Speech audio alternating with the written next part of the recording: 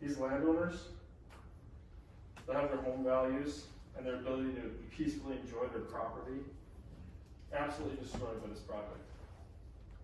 Many of these homes will be completely unsellable because of location of the substation and the battery storage, which is on the bottom left, that little elbow, as you can see there.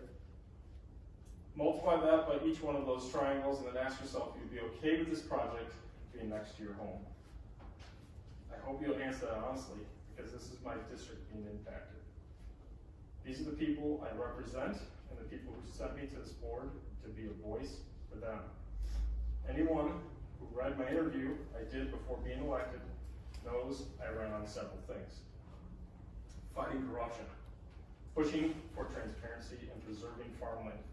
And I have a duty to my constituents voted to me to follow through on what I told them I would do. Because to me, they aren't just my constituents, they're my neighbors. That said, there are some on this board who would like to hinder my ability to represent them. I'll explain what I mean. Supervisor Cook, I'm going to pick on you a little bit, but not too bad. We're voting on some resolutions here in a little while. What if I left here today and immediately called your employer and said they needed to do something about you because I didn't like the way you voted? Would that be appropriate? More importantly, would that be ethical? Safe to say that would be a violation of our ethics code, right? No worries, Brad. I'm not going to call your employer. I wouldn't do that to you. But Supervisor Hahn, on the other hand, had no problem doing that. And in fact, following our last full board meeting on January 18th, Mr. Hahn took it upon himself to call my employer immediately after the meeting and use his official title as Columbia County Board Supervisor to make veiled threats of financial harm to a local business owner if I wasn't made sure to include, if I wasn't dealt with. Because in Supervisor Hahn's word, I was causing trouble at the county.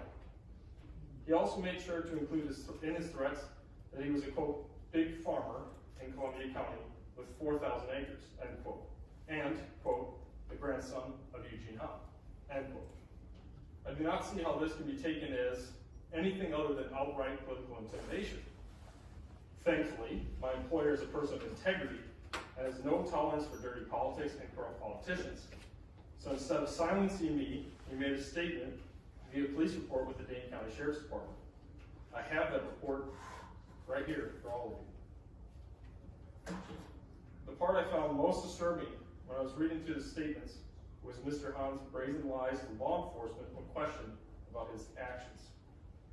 After an extensive search of our records, he was not listed as a customer of our company, and he never called my employer back to apologize.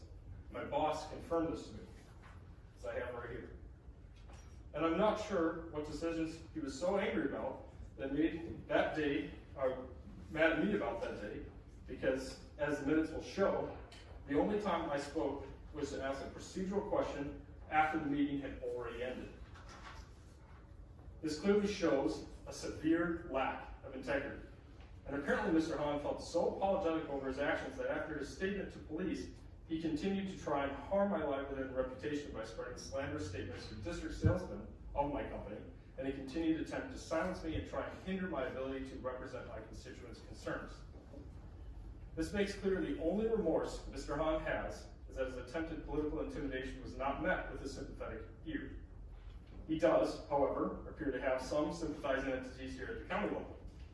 On January 23rd, I submitted a request to Chair Polzer and Corporation Counsel to take action on this obvious ethics violation. And to date, that email has yet to be acknowledged. So I guess I would like to caution other supervisors in this room that might have an ordinance or resolution that you are being asked by your constituents to propose or support. Because if another supervisor does not like your proposal or the way you voted, that person can try and harm your livelihood, and this chair and corporation counsel won't do anything about it. Aside from the lack of response I received, I have also been informed that multiple other ethics complaints against Mr. Hahn from his constituents have gone completely unanswered as well. This is extremely troubling and does not increase people's confidence in the integrity of this board or its handling of the solar issue. my stance on which I can only assume is Supervisor Hahn's reason for personally attacking me. Again, I ran on farmland preservation. My district is overwhelmingly impacted by the High Noon project. This was the #1 concern when I was running for office. I have a duty to my constituents because they are the ones I work for. And therefore, none of my votes on this issue should be a surprise to any of you. I want to make clear, I never wanted this to get personal. I firmly believe in giving people a chance to do the right thing.